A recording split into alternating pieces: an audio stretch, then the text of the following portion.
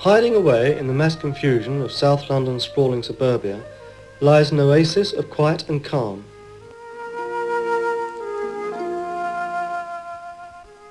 Rich in history and clinging to the best of the past, Dulwich village has developed in a different way and at a different pace from the surrounding parts of London.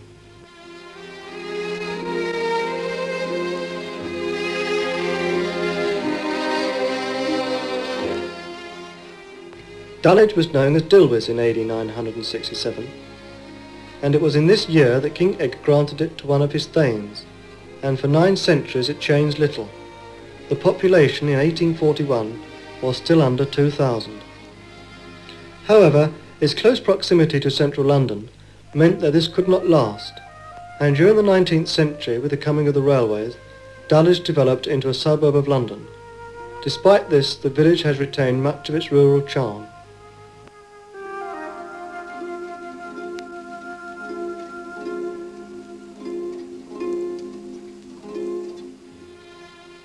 In the last 10 centuries, only 3 successive owners have possessed Dulwich: the Crown, followed by the Priory of Bermondsey, and finally Allen's College of God's Gift, whose governors have at all times strived to keep its green and rural appearance unspoilt.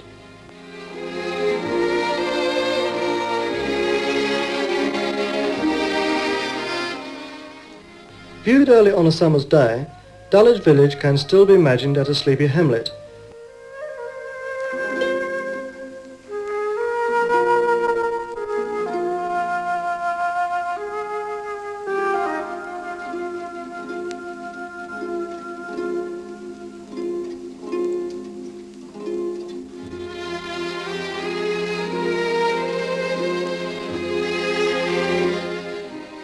The old bookshop, which was once the village saddlery, gradually gives room to its immediate neighbour, the smallest house in the village.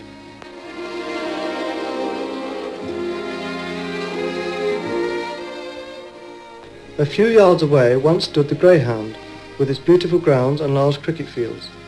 The Greyhound is no longer, but has joined forces with its rival across the road to become the Crown and Greyhound.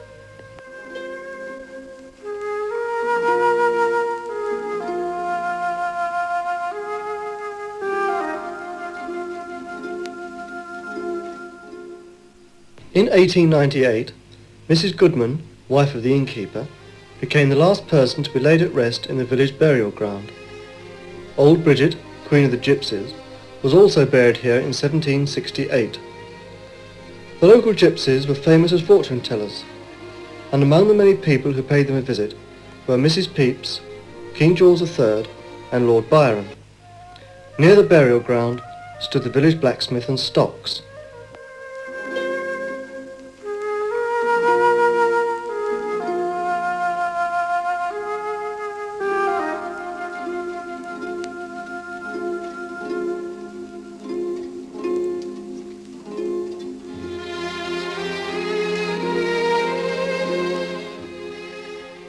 Close by is Ash Cottage, one of the many quaint old cottages which the village has preserved.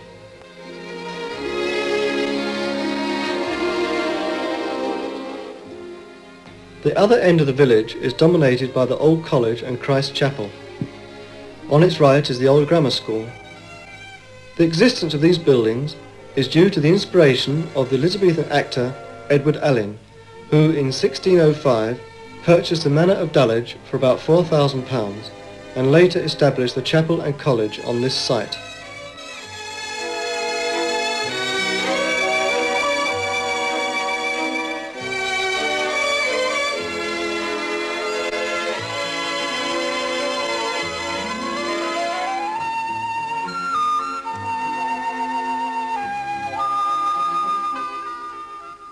One of the direct results of this has been the development of excellent educational establishments for which Dulwich is famed, Dulwich College being the best known.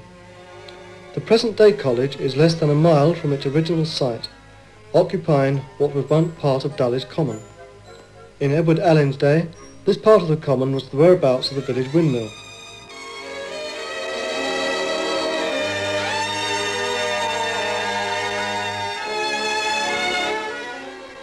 Close by is the mill pond, overlooked by what are possibly some of the oldest cottages in Dulwich. For them, time has stood still.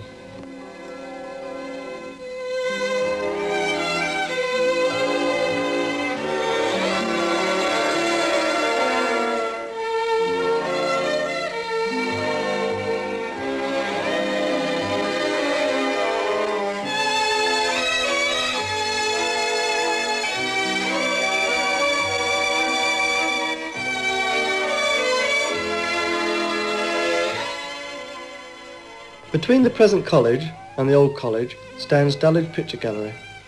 It became the first public picture gallery in London, the National Gallery being opened some 24 years later.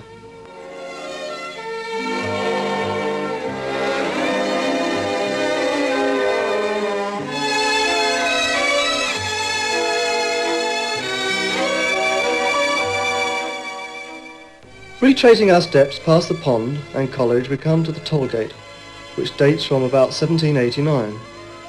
The fact that it remains on a private road may explain why it was not abolished in the 1864 Act of Parliament.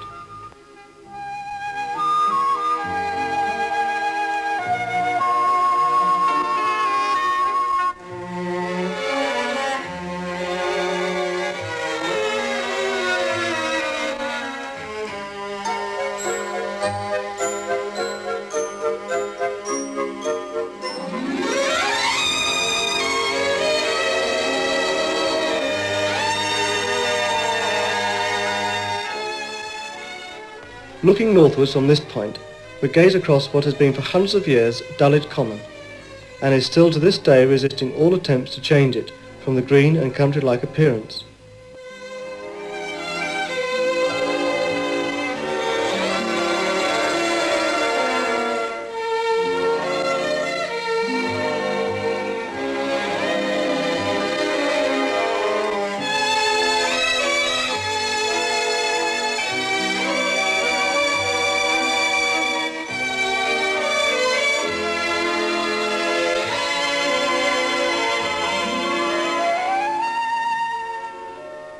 On the north side of the common is Dulwich Riding School. Its close proximity to Dulwich Park, with its soft horse tracks, makes its position ideal.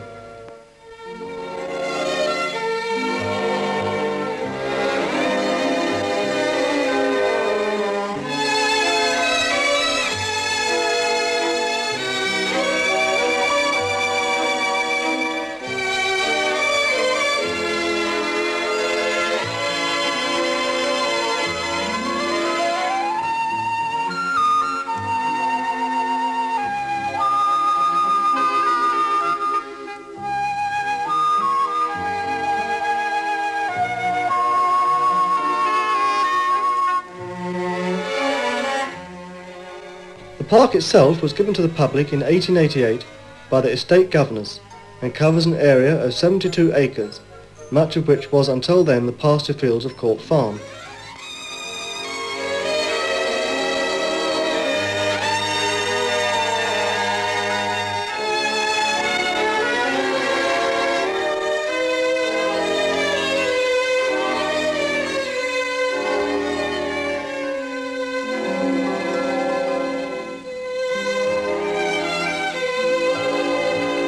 Much more could be said of Dulwich. It would all add up to describe a unique community very near the heart of London. What were once ploughed fields are now sports fields, and in 1967 we became suddenly aware that its written history, which began in 967, was 1,000 years old. This was an achievement to celebrate, and the village set about doing so. The buildings were decked with flags, and local shops became medieval establishments. Concerts, dances and lectures were arranged, and the Crown and Greyhound offered a Dickensian menu with waitresses in period costume. The climax came on the 17th of June with a grand procession and pageant.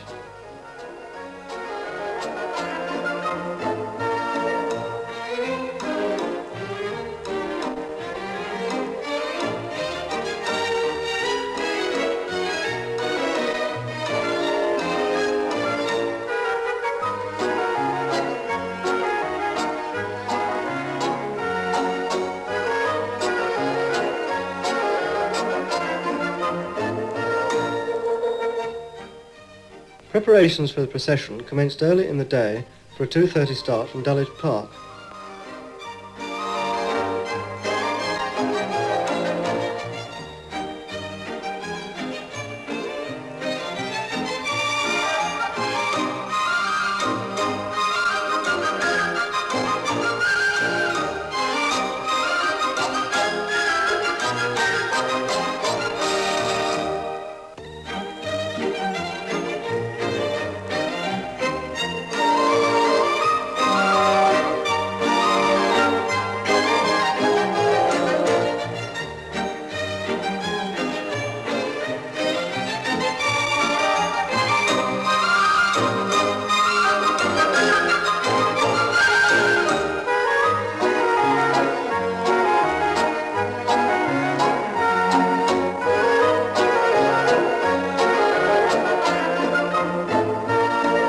Leaving the park, the procession wound its way through the streets of the village.